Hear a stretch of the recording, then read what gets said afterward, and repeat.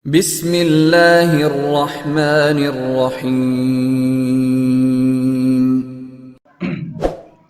Assalamualaikum warahmatullahi wabarakatuh. Alhamdulillahi rabbil alamin. Wassalatu wassalamu ala asyrafil anbiya'i wal mursalin wa ala alihi wa ashabihi ghurril mayamin wa sallama tasliman katsira ila yaumiddin wa ba'd.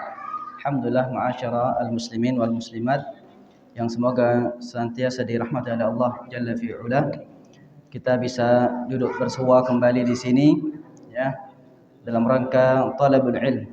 Semoga apa yang kita telah lakukan, salat maghrib berjamaah, dan apa yang akan kita lakukan benar-benar mendapatkan ridha dan pahala dari Allah Subhanahu wa taala. Amin ya rabbal alamin. Kemudian salawat serta salam kita berikan kepada baginda Nabi kita Muhammad sallallahu alaihi wasallam, kepada keluarga beliau, istri-istri beliau, dan juga kepada para sahabat serta kaum mukminin yang senantiasa mengikuti jalannya sampai hari kiamat. Bapak dan ibu-ibu yang semoga dirahmati oleh Allah Jalla fi'ula, kita melanjutkan kajian fiqh sirah di mana kita mempelajari satu kejadian di kehidupan Rasulullah sallallahu alaihi wasallam.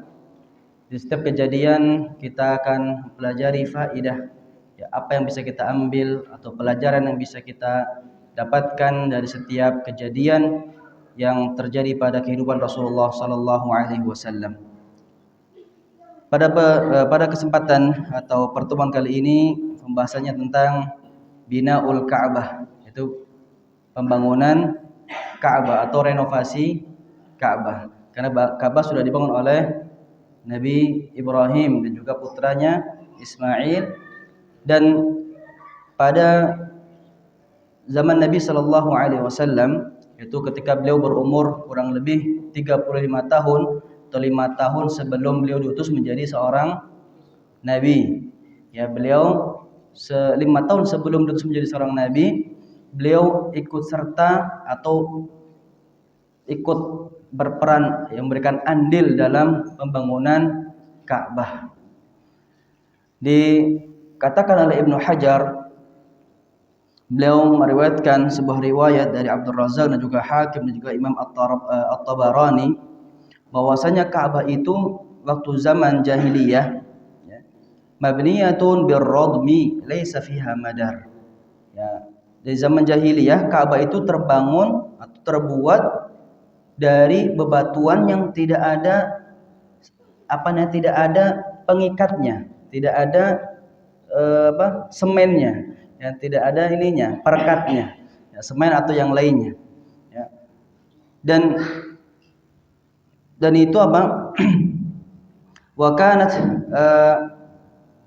Ka'bah itu dikatakan sini wa kanat dzata ruknaini, dan Ka'bah itu di zaman jahiliyah yaitu memiliki atau kotak, ya, kubus, kemudian dia memiliki ada seperti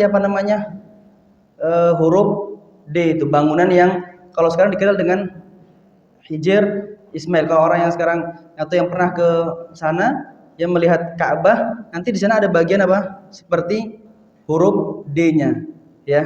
Jadi kotak, kemudian ada setelahnya ada seperti huruf gini nih, ya, seperti itu. Nah, itu ya, dulu bangunannya itu termasuk dari Ka'bah yang dibangun oleh Nabi Ibrahim.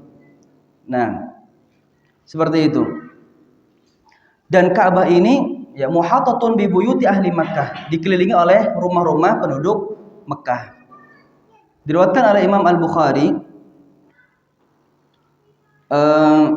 dari Amr bin Dinar dan juga Ubaidillah bin Abi Yazid. Beliau mengatakan lam yakun ala ahdin Nabi sallallahu alaihi wasallam haulal baiti haitun.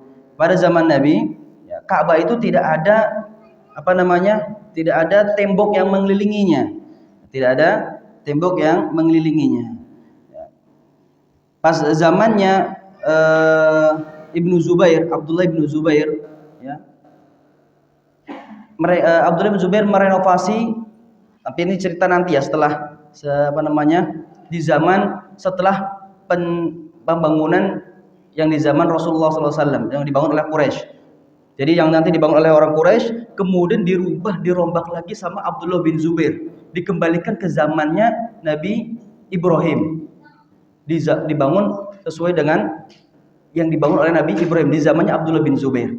Nah, tapi nanti dirusak lagi, direnovasi lagi oleh Abdul Malik bin Marwan, dikembalikan lagi sebagaimana bentuknya waktu zaman Quraisy membangun. Waduh, dirubah-rubah berapa kali terjadi perubahan, ya. Nah, tapi kita akan bicara jadi ketika nanti Abdullah bin Zubair baru ada yang mengelilinginya, ya. Akan tapi setelah itu dihancurkan lagi oleh Abdul Malik bin Marwan. Nah, intinya ketika di awal itu di zaman jahiliyah, ya, tidak ada yang mengelilinginya, dan Ka'bah itu kan atau Mekah itu kan daerah apa Pak? Daerah lembah, ya, daratan atau daratan rendah. Ya, sekelilingnya kan gunung-gunung, ya, Jabal Nur, Jabal Abu Qubais, yang mengelilingi Mekah itu kan gunung-gunung. Sehingga apa? Ketika hujan besar, ya, air itu turun dan terjadi ketika itu banjir, ya, atau banjir yang air turun dari gunung tersebut akhirnya menghancurkan Ka'bah, ya. Ja'a sailun 'arimun fasada'a judranal Ka'bah, sehingga tembok-tembok Ka'bah itu, ya, runtuh, ya, ambrol satu persatu. Lalu ada inisiatiflah dari orang-orang Quraisy bagaimana mereka ingin merenovasi Ka'bah itu. Ya, merenovasi tentunya sebelum dibangun yang baru kan harus dihancurkan dulu, Pak, ya. Dihancurkan dulu bangunannya. Kalau orang sudah rusak bangunan, nggak mungkin kita langsung bangun, kan, dirusak dulu. Ya, mereka sudah sepakat ingin merenovasi, akan tapi mereka takut, tahayyabu min dzalik. Nah, tahayyabu min dzalik maksudnya mereka tuh ada kekhawatiran. Ya, ketika mereka melihat Abraha, ya, waktu itu Abraha kan ingin apa? Ingin menyerang Ka'bah. Dihancurkan oleh Allah Subhanahu wa taala, ya kan? Dikirim Tayran ababil, burung yang begitu banyak, bukan burung ababil. Ababil itu artinya apa? Banyak, jamaat fauqa jamaat atau jamaat isra jamaat, ya. Datang berkelompok, berbondong-bondong, berkelompok-kelompok, bukan namanya burung ababil, enggak ada burung ababil. Ya, adanya burung merpati ada. Nah, ada burung merpati, burung yang lain, tapi burung ababil nggak ada. Nah, jadi burung-burung begitu banyak, akhirnya mereka mati bergelimpangan. Nah, mereka takut seandainya mereka merusak Ka'bah, walaupun tujuannya ingin merenovasi, kan, mereka merusak Ka'bah, khawatir nanti mereka kualat, sebagaimana yang terjadi kepada orang-orang pasukan dari Abraha tadi, ya. Tapi mereka sangat ingin sekali, ya, agar agar kembali ada Ka'bah tadi dengan bagus, sehingga menjadi pamor mereka, kan. Ketika mereka tidak ada Ka'bah misalnya, atau Ka'bahnya jadi tidak bagus, roboh, kan tentu orang-orang di luar Mekah, ya, mungkin tidak minat lagi untuk datang ke Ka'bah, ya kan. Makanya mereka berinisiatif untuk membangun kembali Ka'bah. Akan tapi tadi, ya, akhirnya ada kekhawatiran, takut, ya. Ada, ya, sana kamu duluan. Nah, antum sana, berani nggak robohkan duluan? Nah, sampai datang seorang dari mereka, ya, orang tua, ya, orang yang berkedudukan yang bernama Al-Walid, ya, Al-Walid Al-Makhzumi kalau nggak salah. Beliau mengatakan, aturiduna bihajmiha al-islaha amil isa'ah. Kalian itu mau menghancurkan tadi, ya, tujuannya untuk merenovasi, memperbaiki, atau tujuannya untuk menghinakan Ka'bah? Apa tujuannya? Ya, ditanya oleh Al-Walid ini. Lalu mereka pun orang-orang Quraisy mengatakan, bal al-islah, akan tapi, ya, yang kita inginkan adalah al-islah, memperbaiki. Faqala innallaha la yuhliku as-salihin. Sesungguhnya Allah tidak akan pernah membinasakan orang-orang saleh. Kalau itu memang tujuan kalian, maka saya yang pertama kali untuk meruntuhkan Ka'bah ini. Wa akhadhal mi'wal, dan belum mengambil zaman dulu nggak ada ekskavator, nggak ada ya pakai kayu, pakai besi, pakai cangkul, ya ada. Beliau mulai Menghancurkan bangunan Ka'bah. Tapi sendirian, nggak ada yang bantu. Masih sendirian karena yang lainnya masih nunggu-nunggu. Takutnya dia nanti menghancurkan Ka'bah 1 jam 2 jam misalnya mati misalnya kan, atau kena musibah ya, atau keluarganya ada yang meninggal ya kan, mereka khawatir, nunggu dulu ya. Jadi seharian kerja itu dari pagi sampai sore ya, nggak ada yang bantuin, dia sendiri kan ya. Sampai ditunggulah, kita udah tunggu sampai besok. Jadi semalam itu mereka juga orang kos nunggu kira-kira ada nggak dia kena musibah nih kan.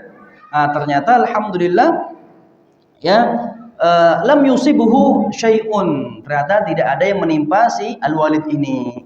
Makanya mereka mengetahui bahwasanya apa yang dilakukan oleh Al-Walid dan juga apa yang diinginkan oleh Quraisy ini telah diridhai oleh Allah Subhanahu wa taala. Maka esok harinya Walid pun kembali lagi untuk menghancurkan Ka'bah ya, bekerja kembali, dan orang-orang mulai ikut gotong royong ya, mulai ikut gotong royong bersama Al-Walid ini. Sampailah ya mereka bersama-sama menghancurkan Ka'bah untuk merenovasi kembali. Dan mereka sepakat ya, dihancurkan semuanya sampai yang dibangun oleh siapa? Sesuai dengan pondasi awal dari oleh Nabi Ibrahim, dihancurkan semuanya. Dan mereka sepakat ya, wattafaqu fi ma bainahum alla yudkhilu fi bina'iha min kasbihim illa thayyibah. Mereka sepakat agar tidak ada yang masukkan dana donasi apapun ya di dalam pembangunan Ka'bah kecuali dari dana yang jelas-jelas halal, jelas-jelas halalnya ya. Nggak mau ada sedikit pun uang dari hasil judi, uang dari hasil pelacur ya, uang dari hasil merampas, uang dari hasil riba. Nggak mau mereka ya. Hal-hal ini mereka sangat tekankan. Pokoknya ini rumah Allah, kita bangun dari harta yang jelas-jelas itu kita dapatkan dari yang halal. Seperti itu. Wa qad tajazza'at Quraisyun bina al-Ka'bah. Lalu dibagilah ya,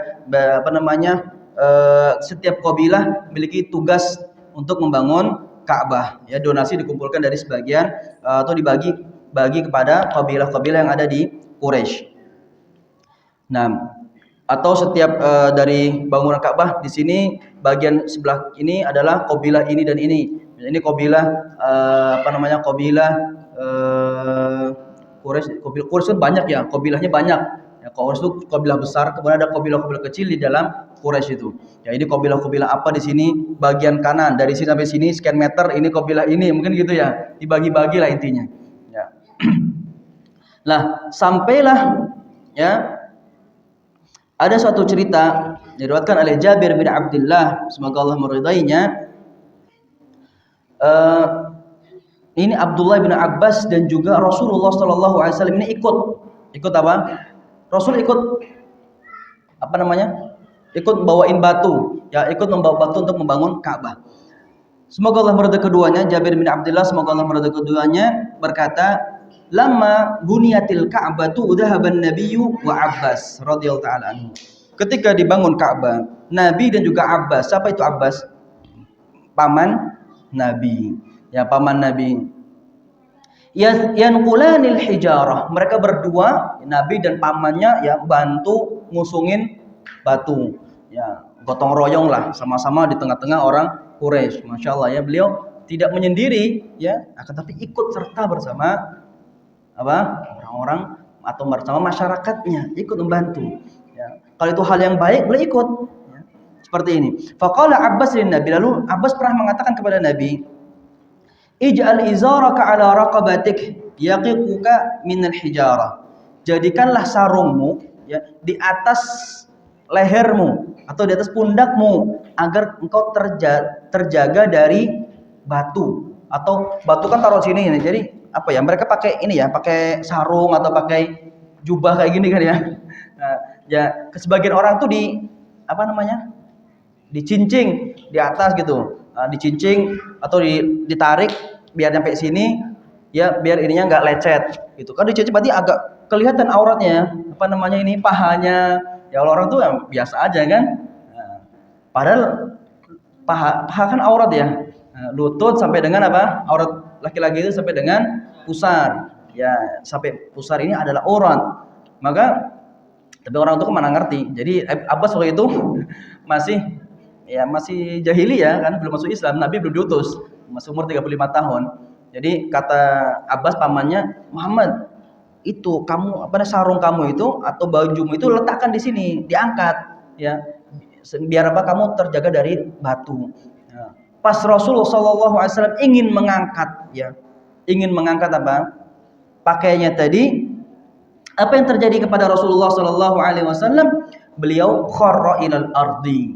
Beliau pun pingsan, jatuh, pingsan.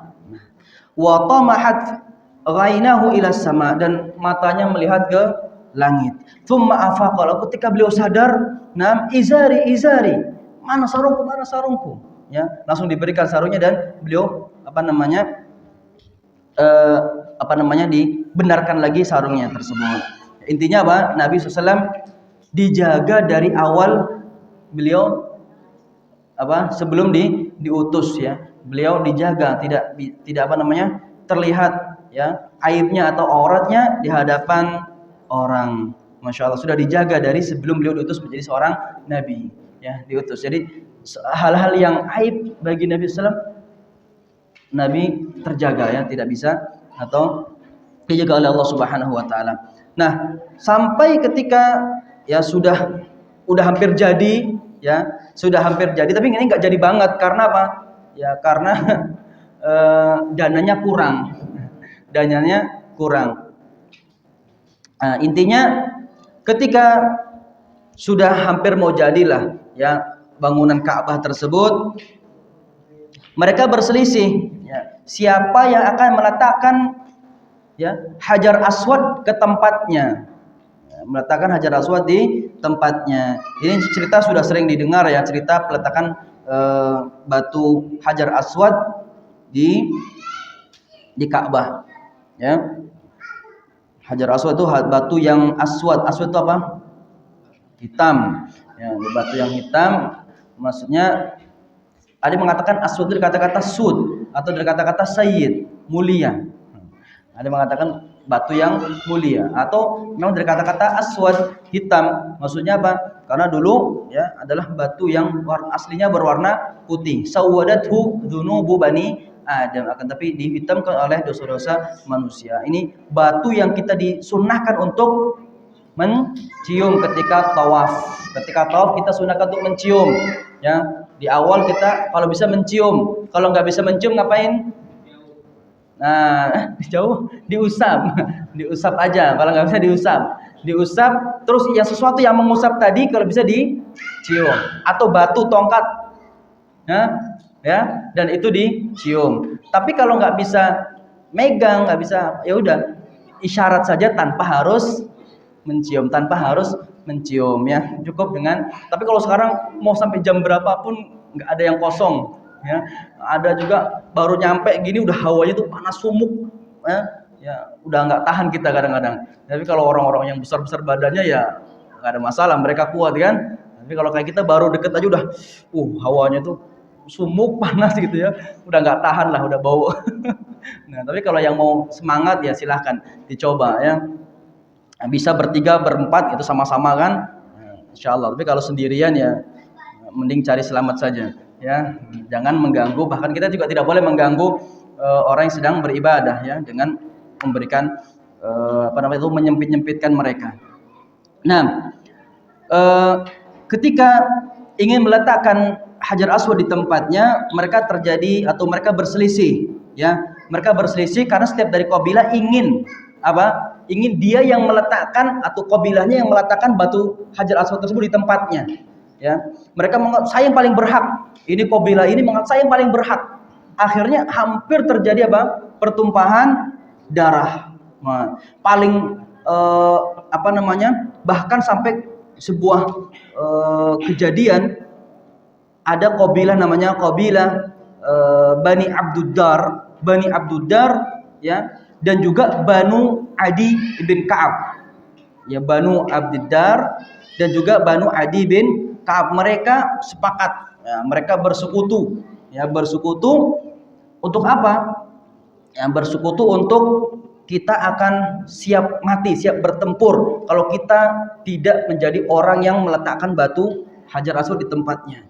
Bahkan mereka mengeluarkan satu panci, ya, isinya darah, dan setiap dari orang-orang dari kabilah Bani Abdiddar, Bani Adi itu menyelupkan tangannya di situ sebagai saksi bahwasanya siap untuk apa? Mati, siap untuk mati. Kalau tidak kabilah kami yang meletakkan Hajar Aswad, kami siap mati.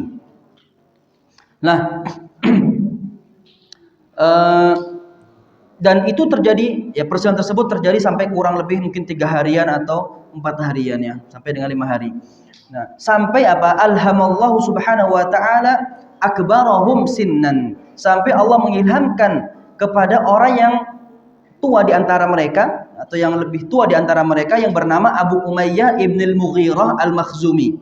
Wahwa Abu Umayyah, siapa namanya? Abu Umayyah al-Mughirah ibn al-Mughirah al-Makhzumi. Ya, ini mendapatkan ya, menelurkan sebuah ide, ya, sebuah ide. Beliau mengatakan, ya ma'syara Quraisy, ij'alu bainakum fima takhtalifuna fihi awwala man yadkhulu 'alaikum. Wahai orang-orang Quraisy, gini aja lah, kalian sekarang berselisih dan enggak ketemu titik terangnya nih. Kalian hampir mau bunuh-bunuhan, ya kan? Nah, gini aja. Bagaimana kalau kita jadikan seorang hakam di antara kita, ya? Siapakah hakim tersebut? Hakim tersebut adalah orang yang pertama kali masuk lewat pintu Ka'bah ini. Siapa kita tunggu, ya? Siapa orang yang dia masuk Masjidil Haram lewat pintu ini, ya, maka dialah orang yang akan kita jadikan sebagai hakim dan kita harus apa? Menerima keputusan dia. Dan ditunggulah, ya, mereka menunggu, dan ternyata Allah Subhanahu wa taala jadikan Nabi kita Muhammad sallallahu alaihi wasallam orang yang pertama kali masuk pintu Ka'bah tersebut, ya, pintu masjid, dari pintu masjid itu. Falamma ra'ahu qalu hadzal amin radina hadza Muhammad. Inilah orang yang al-amin. Mereka langsung menyebut apa? Nabi Muhammad dengan kata al-amin. Kami ridho sudah. Nah, ini sebelum Nabi mengaku sebagai seorang nabi, ya. Mereka mengatakan hada al-amin, ini adalah orang yang amin, yang terpercaya, orang yang amanah. Kami ridha sudah. Falamma wasala ilaihim akhbaruhu. Lalu Nabi Muhammad dipanggil, ya, dan diceritakanlah kepada beliau bahwasanya seperti ini kita hampir mau bunuh-bunuhan, ya, dikarenakan setiap kabilah merasa dia yang paling berhak untuk meletakkan batu Hajar Aswad di tempatnya. Lalu Nabi SAW memberikan sebuah ide, ya, tentu ide ini sebenarnya apa namanya? Sebenarnya apa ya? Bisa saja itu keluar dari mereka gitu, ya. Cuman memang Allah tidak memberikan taufik kepada mereka, ya. Simple, ya, ide ini simple, tapi yang mengeluarkan ide tersebut adalah Nabi kita Muhammad SAW. Yang terpikirkan adalah Nabi kita, ya. Apa idenya? Ya, idenya itu fabasata ridaan. Beliau meminta sebuah kain seperti ini, panjang, ya, lebar. Kemudian beliau untuk meminta untuk diletakkan batu Hajar Aswad di atas kain tersebut. Nah, lalu apa? Setiap dari kabilah mengambil ujung-ujungnya, ya. Mengambil ujung-ujung dari kain tersebut yang di tengah-tengahnya ada Hajar Aswadnya. Nah, lalu Nabi memerintahkan setiap kabilah untuk mengangkat, ya, dan sama-sama, ya, berbarengan dari tempat tersebut, dari tempat yang tadi mungkin diletakkan batu Hajar Aswad, diangkat sama-sama sampai di rukun di pojok yang sekarang kita lihat, ya, di samping Multazam, ya. Ada di samping Multazam, sebelah mananya kira-kira itu? Kalau Hijr Ismail itu dia bagian mungkin setelah arah utara, ya, Syamal mungkin, wallahu alam, mana juga enggak. Mungkin di arah utaranya itu mungkin, ya. Di arah utaranya, di pojok situ diletakkanlah Hajar Aswad dan semua kabilah merasa ridha dengan apa yang telah diputuskan oleh Muhammad sallallahu alaihi wasallam. Wa bihadza kana sababan fi wiqayati Quraisy min harbin kadat taqa'u bainahum. Dan ini hampir-hampir saja ya ini sebab ya sebab terjaganya darah orang-orang Quraisy yang sebentar lagi hampir kalau tidak ada keputusan ini mungkin terjadi peperangan. Nah, setelah mereka ya berusaha untuk membangun lagi, ternyata nafkah donasi mereka itu tidak cukup. Orang Quraisy tadi kan mensyaratkan apa? Mensyaratkan apa yang digunakan untuk mendonasikan ya harta untuk membangun Ka'bah ini adalah harus yang benar-benar halal, ya tidak mau ada uang dari riba, ya tidak ada uang dari hasil pencurian, hasil rampasan, hasil berjudi, hasil melacur, tidak mau, harus benar-benar uang yang murni halal. Nah, akhirnya ya mereka ya kemampuan uangnya ya seperti itu kan, kurang. Bangun Ka'bah akhirnya nggak sampai bangunan yang dibangun oleh atau pondasinya siapa? Nabi Ibrahim. Itulah akhirat persegi kan? Persegi. Padahal di situ ada bangunan yang seperti ini. Itu Hijr Ismail. Yang sekarang disebut dengan Hijr Ismail itu sebenarnya Ka'bah. Jadi kalau antum sholat di Hijr Ismail bisa masuk, tapi kadang sering dijaga. Ya, tapi anak pernah sekali itu nenek-nenek waktu itu minta diantar. Ustaz, jam berapa ya? Jam 2 malaman atau sekitar itu kan. Nenek-nenek yang 2019 waktu itu saya berangkat juga. Jadi Ustaz bangun ngetok kamar ya kita harus siap juga ya kan. Jam berapapun kita harus siap. Jadi Assalamualaikum Ustaz. Apa Bu? Apa Nek? Antar kami Ustaz. Mereka berdua, nenek-nenek 2 orang. Aduh, kenapa Bu? Mau ke Hijr Ismail, mau sholat katanya. Waduh, penuh Bu, nggak bisa. Nggak apa-apa, ayolah Ustaz. Aduh, datanglah, kawarin pula. Alhamdulillah dibuka ketika itu. Dibuka dan dia sholat. Saya harus, itu pun sudah harus cepat-cepat sholatnya karena orang ini kan nggak harus gantian kan. Alhamdulillah kita jagain gini, sholat cepat-cepat. Sudah selesai. Siapa yang sholat di Hijr Ismail berarti dia seakan-akan sholat di tengah Ka'bah. Ya sholat di tengah Ka'bah dia. Nah, sholat di tengah Ka'bah. Tapi kalau Ka'bah yang lewat pintu multazam, ya nggak ada kecuali siapa? Presiden. Kalau antum presiden ya minggir antum bisa masuk ya kan. Tapi kalau selain itu ya, nah kita cukup di Hijr Ismail aja. Kalau alhamdulillah dibuka, saat itu dibuka kita sholat situ, berarti kita seakan-akan sholat di tengah-tengah Ka'bah. Nah, karena uangnya sedikit, ya, faqarru ila naqsi minhu, akhirnya dikurangi.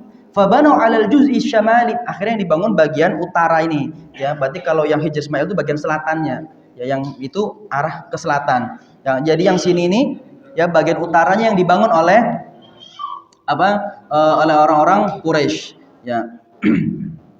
Tapi sekarang kan Hijr Ismail ditinggikan, ya, agak ditinggikan biar sebagai tanda bahwasanya itu termasuk dari Ka'bah.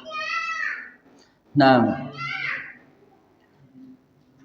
sekarang apa yang bisa kita ambil dari kejadian pembangunan atau perenovasian Ka'bah dan Rasul Shallallahu Alaihi Wasallam dijadikan hakim pada kejadian tersebut.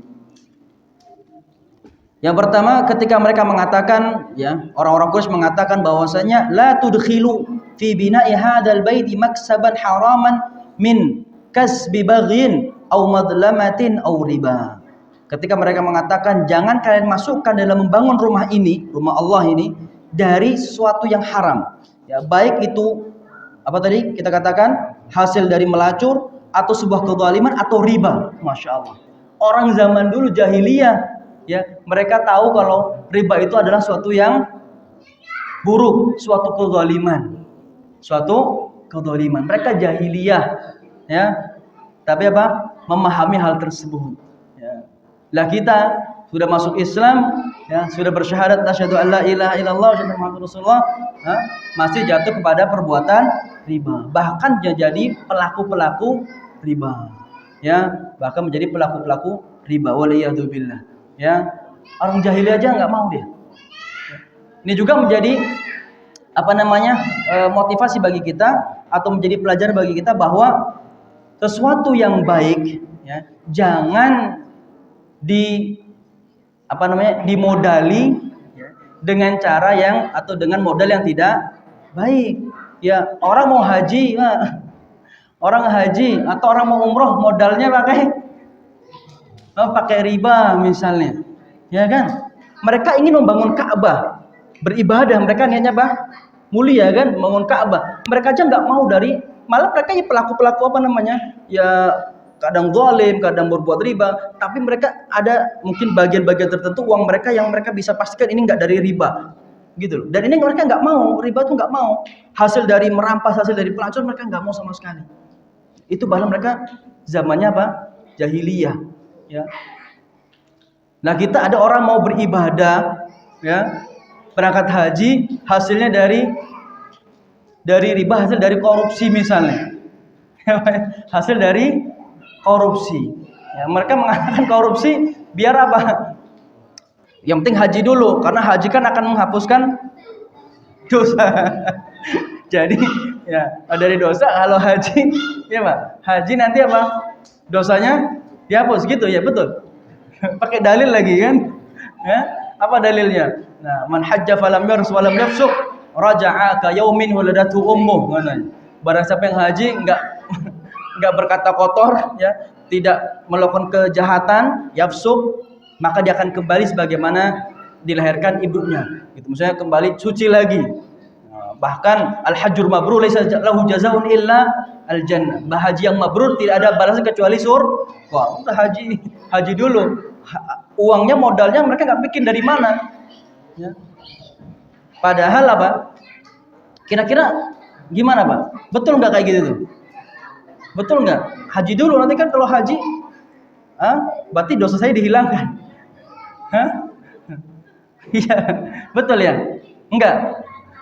Gimana mau diterima oleh Allah Subhanahu Wa Taala kalau modalnya dari yang haram? Innallaha thayyibun la yaqbalu illa thayyiban. Allah itu maha baik dan tidak akan menerima kecuali dari yang baik-baik. Kita mau beribadah, ya, mau melakukan kebaikan, tapi dengan modal yang buruk, dengan hasil mencuri, dengan hasil menipu, dengan hasil korupsi, dengan hasil riba, ya, udah. Tunggu, udah kita yakinkan uang yang kita akan gunakan untuk umrah, untuk haji, ini adalah uang yang halal. Uang yang halal. Kenapa? Karena kita berharap ibadah yang kita lakukan diterima oleh Allah Subhanahu Wa Taala. Kan gitu, ya. Ini loh orang jahiliyah, masya Allah. Ya, jahiliyah aja sudah paham masalah seperti itu. Ya, kita sekarang masa bodoh, ya kan? Masa bodoh, nggak ada urusan sekarang. Ya, penting bagaimana kita mengumpulkan harta, bagaimana kadang donatur untuk masjid, tapi uang dia dari hal yang haram.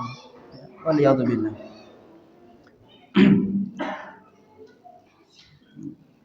Kemudian faedah yang kedua, tadi kita katakan bahwa ya pendapat Nabi atau Nabi SAW memberikan ide untuk memberikan apa? Sebuah kain, yang memberikan sebuah kain, lalu Hajar Aswad diletakkan di tengahnya, ya, dan setiap dari kabilah membawa, ya.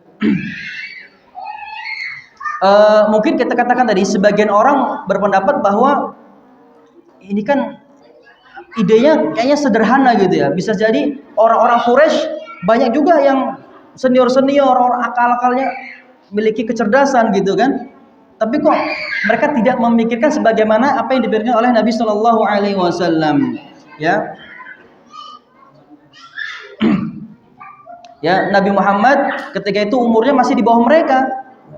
Umurnya masih di bawah pembesar Quraisy tadi. Akan tapi Nabi Muhammad yang bawa ide ini. Ya. Nah, dikatakan di sini, ya, bihadzal hal at-tawfiq alladhi ash'ara al-jami'a bi-ishtirakin fi wad'il hajar. Mimma yubayyinu at-tamayyuz al-kabir lin-nabi sallallahu alaihi wasallam. Inilah dikatakan inilah taufik dari Allah Subhanahu wa taala, dan Allah Subhanahu wa taala membedakan ingin membedakan siapa? Ramai sekali ya. Ingin membedakan atau ingin memuliakan kedudukan Nabi sallallahu alaihi wasallam di tengah-tengah orang Quraisy, ya. Ingin memuliakan Nabi sallallahu alaihi wasallam di tengah-tengah orang Quraisy. Kemudian faedah yang berikutnya, ketika Nabi SAW masuk lewat pintu Ka'bah, ya, dan orang-orang Quraisy mengatakan, radina, kami telah ridha, kami telah rela dengan apa yang kita lihat itu datangnya Muhammad dan akan menjadi hakim di antara kita. Maka dari ucapan orang-orang Quraisy ini mungkin bisa kita ambil beberapa faedah. Yang pertama, ya, ketika mereka mengatakan radina, kami ridha, kami rela terhadap orang ini, Muhammad ini, karena terkenal dengan al-amin, orang yang amanah, ya, orang yang sidik.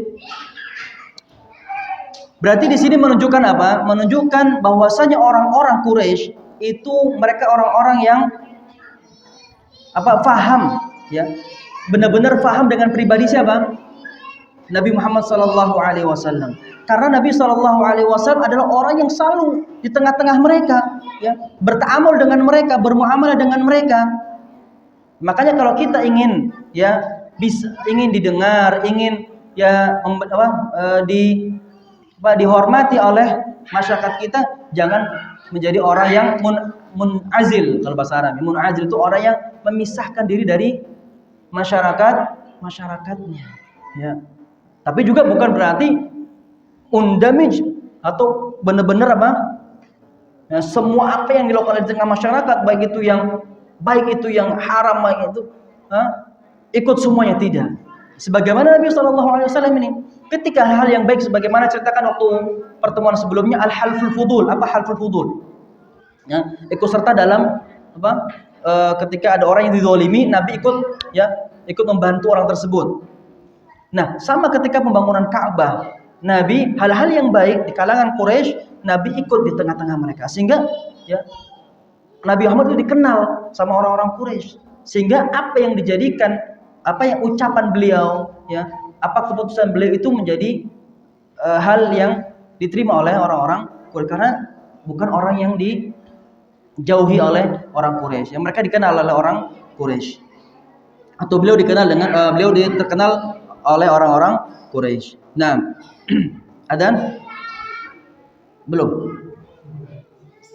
Nah,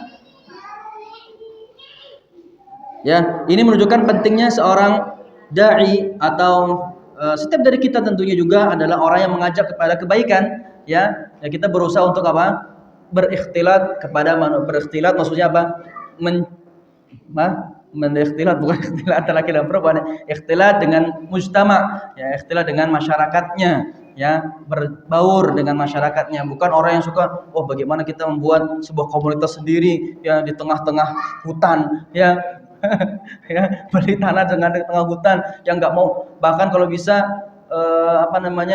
kan banyak juga yang sebagian seperti itu ya sekarang, ya, ingin kalau di kiri kanan nggak kenal tetangganya, nggak kenal nama tetangganya juga, gitu kan, nggak pernah nggak pernah ketemu, nggak pernah salaman juga, masya Allah, ya. Ini gimana kita akan menyebarkan dakwah ini? Bagaimana kita akan menyampaikan kebenaran yang ada pada diri kita kalau seandainya kita tidak dikenal oleh mereka? Makanya ada kalanya kita bertemu dengan mereka, ya, terjun ke masyarakat. Ada juga hal-hal yang tidak bisa kita tolerir, ya, hal-hal yang kita yakini sebuah kesalahan, ya sudah. Nabi nggak pernah ikut usap-usap patungnya, kan? Nggak pernah ikut-ikutan, ya. Nabi nggak pernah ikut mabuk-mabukan bersama mereka, nggak pernah. Nabi nggak pernah ikut duduk main gaplek sama mereka, nggak pernah, ya. Tapi ketika hal-hal yang baik, beliau pun ikut serta seperti membangun Ka'bah. Ya, ketika dititipi menjadi tempat penitipan barang, ya, itu pun Nabi terima, silahkan nitip di tempat saya, insyaallah saya akan jaga. Ya, kan seperti itu. Ini faedah ya, yang berikutnya tadi. Nah, kemudian Syekh mengatakan, "Tsumma kaifa yakunu syakhsu dza ta'tsirin fil mujtama'?" Lalu bagaimana seseorang bisa memiliki daya ta'tsir, daya bisa mempengaruhi di masyarakatnya, ya? Apakah dengan cara dia memuji dirinya sendiri, saya adalah orang ini, saya adalah ini, ya. Memuji dirinya sendiri agar diakui oleh masyarakatnya, atau bagaimana? Di sini Syekh mengatakan inna min ahammil asbab ad-da'wiyah al-mu'athirah al-akhlaq.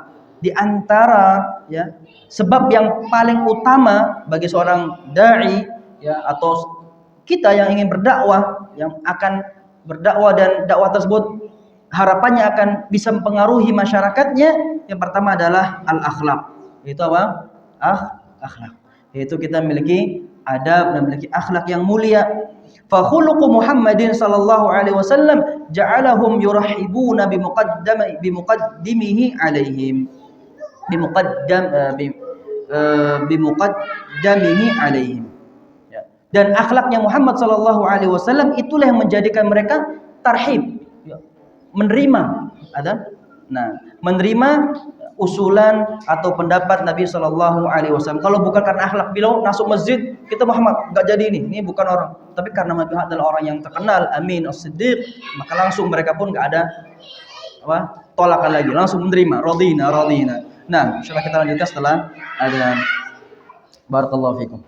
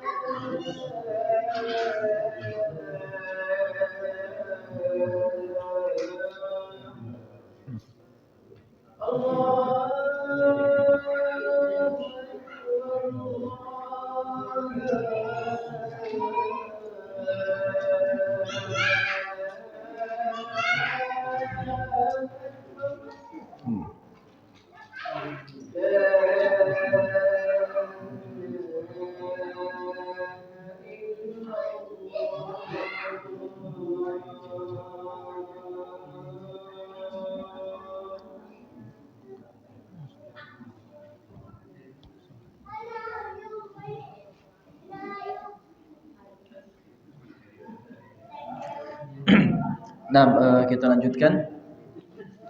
Tadi sampai dengan bagaimana seorang muslim atau seorang dai seharusnya dia memiliki akhlak sehingga dari akhlak tersebut bisa memberikan pengaruh kepada masyarakatnya, atau masyarakat akan lebih bisa menerima seorang dai, seorang muslim, atau apa yang disampaikan oleh seorang muslim ketika orang yang menyampaikannya adalah orang yang memiliki akhlak yang mulia. Sebagaimana terjadi kepada Nabi kita Yusuf, ya, Nabi Yusuf alaihissalam ketika beliau di dalam penjara. Ada dua orang yang bersama beliau, ada dua orang yang dalam penjara itu bertiga jadi bersama dengan Nabi Yusuf, ya. Jadi dua orang ini bermimpi, ya. Satu bermimpi bahwasannya ada seekor burung yang makan, ada di kepalanya ada roti, dan burung tadi makan roti di atas kepala dia. Lalu ada satu lagi temannya bermimpi, saya menuangkan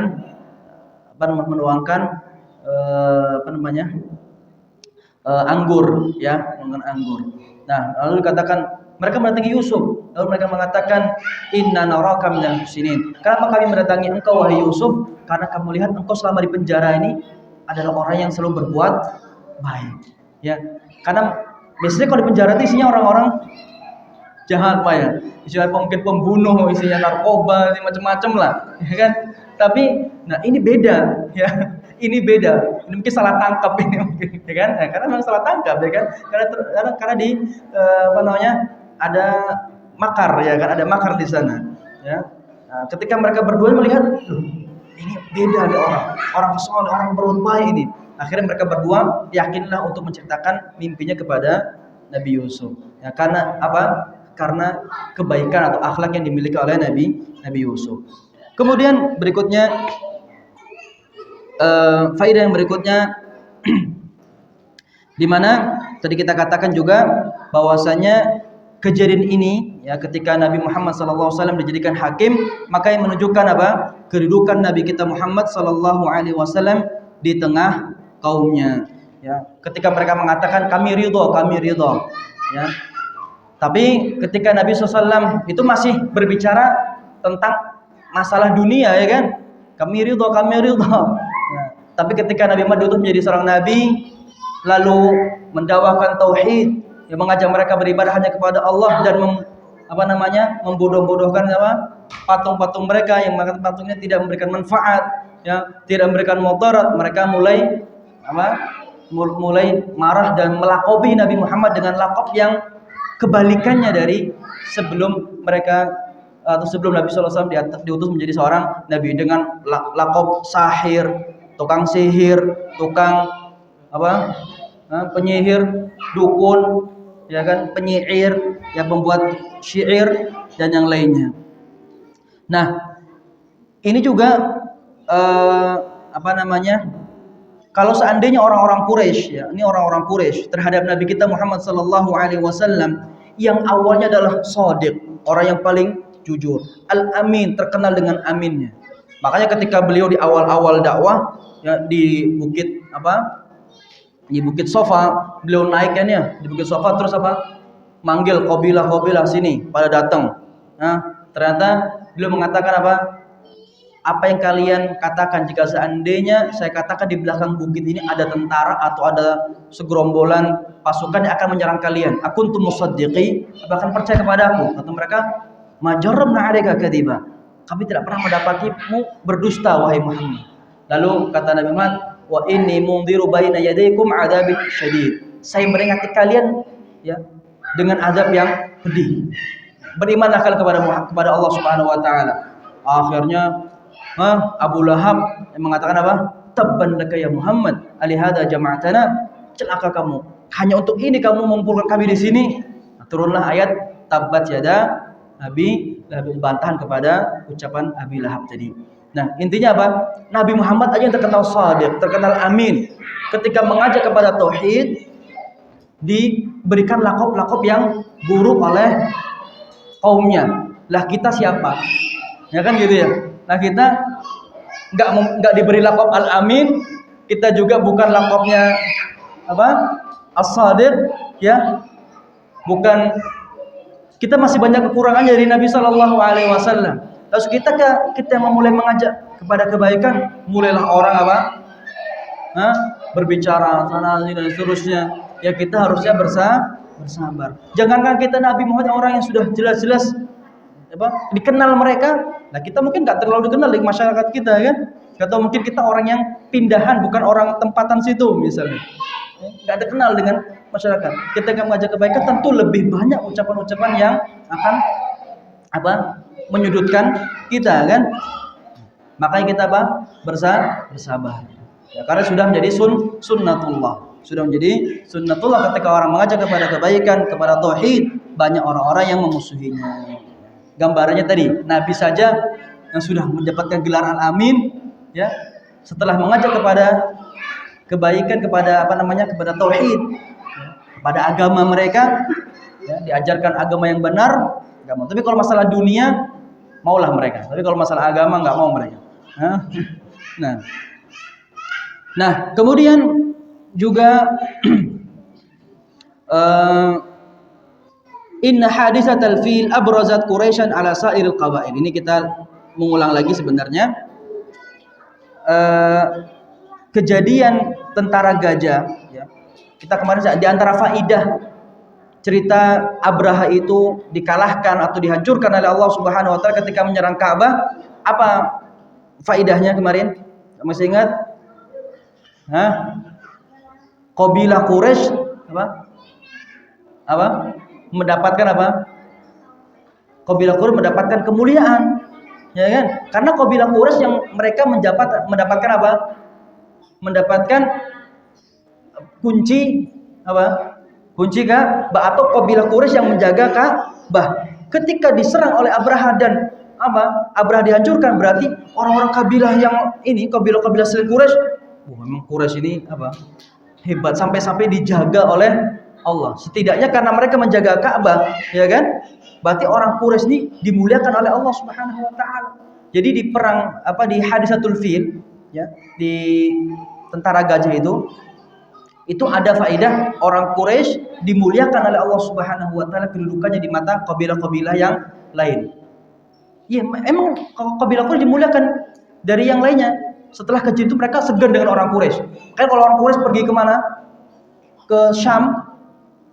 Li'ila fi Quraisy ilafihim rihlatasy syita'i was-saif.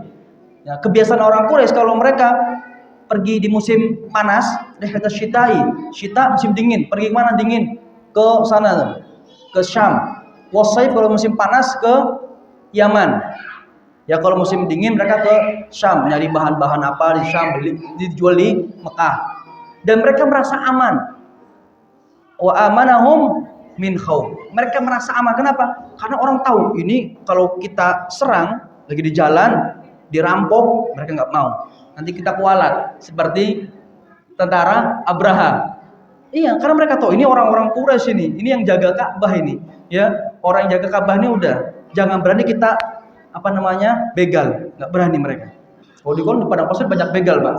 Ya, padang pasir banyak begal. Jadi kalau yang lewat itu, makanya diingatkan oleh Allah, kalian sudah diberikan nikmat apa? Aman. Diberikan nikmat makanan. Wa amanahum min khawf, at'amahum min ju'. Dikasih makan. Di tengah-tengah padang pasir, makan dari mana, Pak? Ya, panas kayak gitu, nggak ada pohon, nggak ada tumbuhan, ya kan? Tapi kalian bisa berikan makanan, bisa merasa aman ketika bepergian. Itu nikmat dari Allah Subhanahu wa taala. Maka diingatkan, falyabudu rabb hadzal bait. Sembahlah Allah Subhanahu wa taala. Nikmat aman, nikmat bisa mendapatkan makanan, itu nikmat dari Allah Subhanahu wa taala. Nah, jadi orang Quraisy dimuliakan oleh Allah Subhanahu wa taala dengan kejadian apa? Tentara gajah tadi dihancurkan oleh Allah. Kemudian kejadian renovasi Ka'bah ini juga ingin menunjukkan kedudukan siapa? Nabi Muhammad sallallahu alaihi wasallam di tengah-tengah orang Quraisy. Jadi orang kabilah Quraisy mulia, di tengah-tengahnya Nabi kita Muhammad sallallahu alaihi wasallam. Dia orang mulia di tengah-tengah kabilah yang mulia. Ya. Kemudian di renovasi Ka'bah atau kejadian renovasi Ka'bah terdapat muqaddimah ya, awal-awal ya, atau irhas apa bahasa Indonesianya irhasat ya. Ya awal-awal atau gambaran kenabian Nabi Muhammad sallallahu alaihi wasallam. Ya, awal-awal atau gambaran ciri-ciri ini orang akan menjadi seorang nabi atau orang yang memiliki sya'an, memiliki kedudukan nanti di kemudian harinya. Ya, apa ciri-cirinya? Nah, ketika hampir terjadi peperangan di antara kaum Quraisy atau kabilah Quraisy ketika ingin meletakkan batu Hajar Aswad tadi, ya, Nabi Muhammad bisa menggabungkan mereka, tidak terjadi pertumpahan darah. Ya, makanya setelah Nabi diutus, ya, dari seorang nabi, beliau pun menggabungkan seluruh orang Arab. Ya, awal mereka bertempur ya dengan hal yang sepele, ya mereka bunuh-bunuhan antara Aus dan Khazraj di Madinah, itu dua kabilah yang saling bertempur, ya kan? Hal yang sepele berantem. Misalnya ibunya disuruh nyuci piring misalnya, itu sudah penghinaan. Kalau lagi makan-makan bareng nih misalnya nih, ya, makan-makan bareng, Mak, tolong ambilkan, itu nggak terima. Ini ibu saya kabilah yang mulia. Hal yang sederhana saja lah. Nah, itu sudah marah mereka. Atau manggil dengan anak kecilnya mungkin dipanggil atau disenggol sedikit kepalanya misalnya. Itu udah nggak terima itu, Pak. Marah itu, berantem itu. Ya, mereka makanya ada sebagian saking bangganya mereka dengan suku, mereka ada yang mengatakan dalam sebuah syair, "Idza balagal fitamu lana sabiyan yakhiru lahul jababiru sajidina." Idza balagal fitamu lana sabiyan aw sabiyyun yakhiru lahul jababiru sajidina. Anak kecil kami itu kalau sudah disape umur 2 tahun, itu orang-orang raja-raja itu harus sujud kepada dia. Ini saking bangganya mereka dengan kabilah, ya. Nah, intinya Nabi SAW ada di kejadian itu ada kejadian renovasi Ka'bah itu ada muqaddimah bahwasanya orang ini atau Nabi Muhammad akan menjadi orang yang istimewa di kemudian hari karena dikumpulkannya orang-orang Quraisy, ya, tidak jadi bertempur, dan ternyata Nabi Muhammad, ya, ketika diutus menjadi orang yang pemersatu Arab, ya. Wa idza jaa nasrullahi wal fath wa ra'aitan nas yadkhuluna fi dinillahi afwaja. Semua kabilah-kabilah setelah kabilah Arab masuk Islam di Fathu Makkah, ya kan? Orang Quraisy masuk Islam, semua kabilah akhirnya masuk Islam. Karena memang kabilah-kabilah kan nunggu Quraisy. Kalau Quraisy masuk Islam, kita ikut.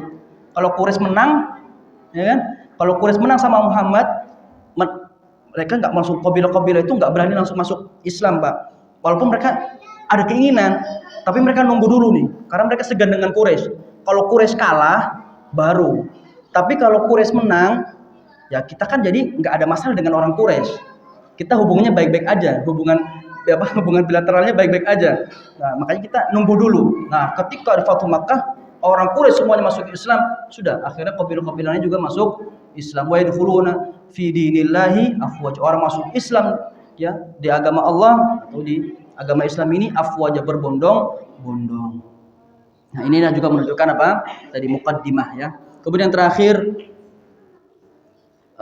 kejadian yang bersama Abbas tadi, ya, ketika Nabi ingin menyingkap auratnya langsung pingsan nggak jadi. Ya, ketika terbangun masih ingat dia, izari, padahal anak masih menutupi auratnya, ya, masih menutupi auratnya.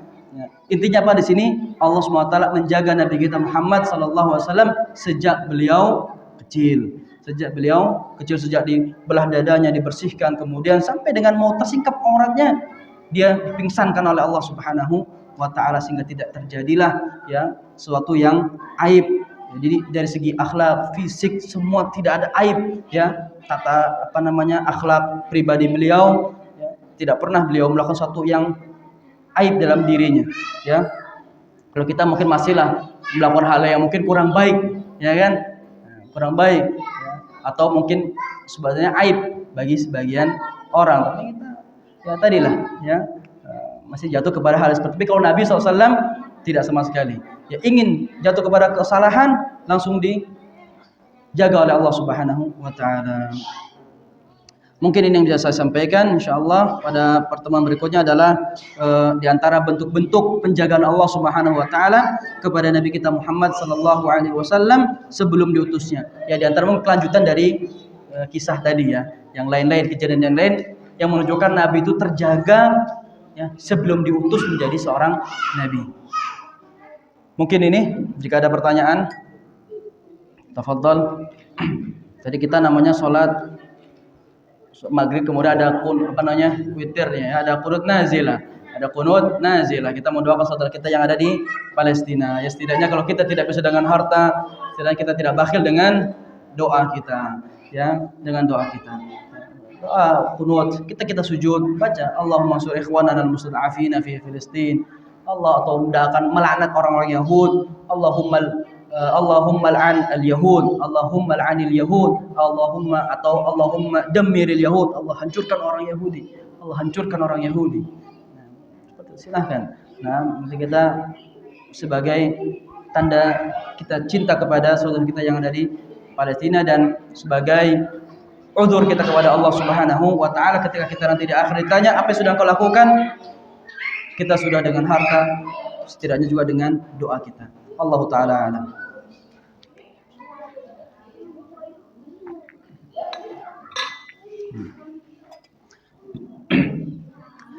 Nah, mungkin ini yang bisa saya sampaikan. Apabila ada kekurangan, mohon maaf.